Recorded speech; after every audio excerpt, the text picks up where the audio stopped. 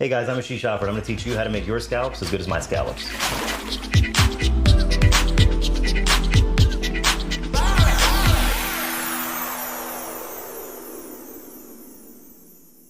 Ask me how sick I am of seeing you guys fuck up scallops. You guys go, you spend all this money on scallops, and then you murder them at your house.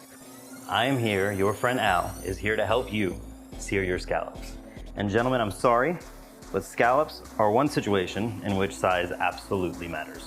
The bigger the scallop, the less your chances of overcooking it, the better crust you're gonna get on it because there's more surface area. Big scallops are the way to go.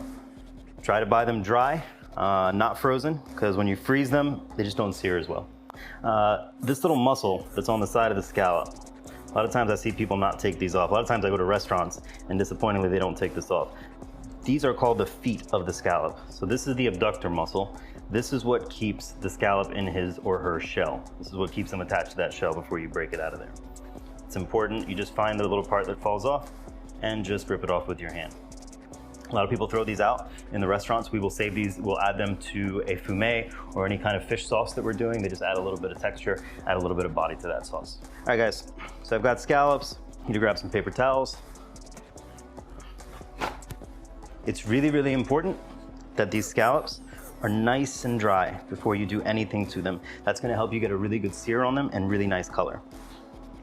My other trick to scallops, guys, stop using black pepper. White pepper, white food. Black pepper, dark food. I'm gonna season these with salt and pepper. And it's important to remember, guys, when you season, do it from a height so you get good coverage. And also remember when you season, like that looks like a lot of salt. It looks like I've over salted the shit out of this thing. I've not. I'm gonna lose 20, 30% of this seasoning once I hit the pan. So be aggressive with your seasoning. Everybody's at the party. Hot pan. I am using non-stick. I feel like this is the best thing for you guys to use at home for searing scallops, especially because you probably don't want to be scrubbing your pan. And I'm looking for one hell of a sizzle. That's what I want. If you don't hear that noise, take your scallop back out of the pan. If it doesn't sound like that when you put it down, you need to pull it back out because your pan's not hot enough and you're just gonna boil the fucking scallop. So there is rhyme or reason to why I'm going this way. I'm going clockwise around the outside of the pan, and I'm taking my time adding in each scallop, because every time I put a scallop in, I'm lowering the temperature of the pan.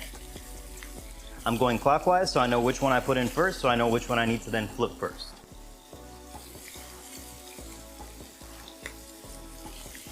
And now the most important part of all of it, don't touch the fucking scallops.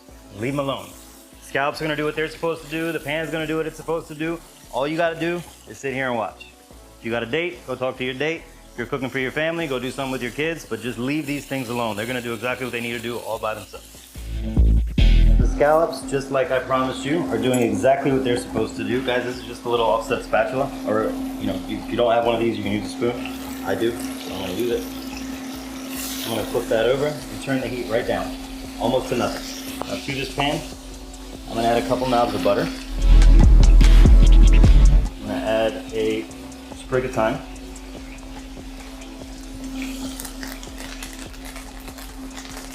And believe it or not, I'm almost done. All this needs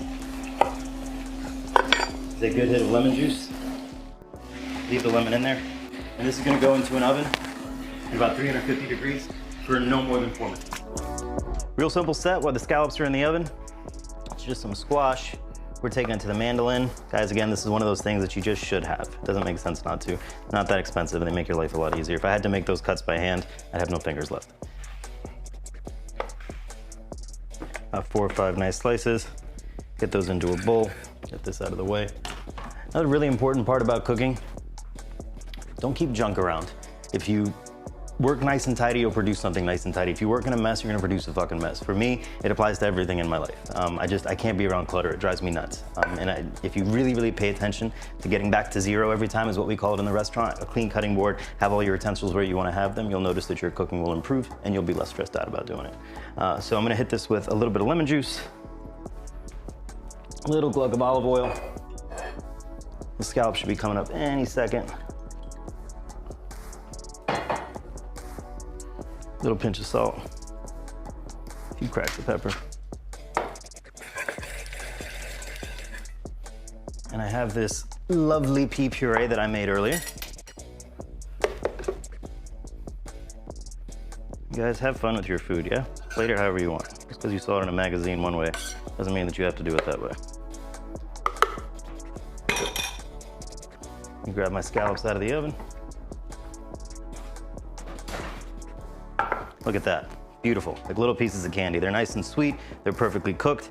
They've got a little juice here that's gonna go with them. I'm gonna grab my offset spatula again, and I'm just gonna put them on the plate however I want. And here you have scallops fit for a king.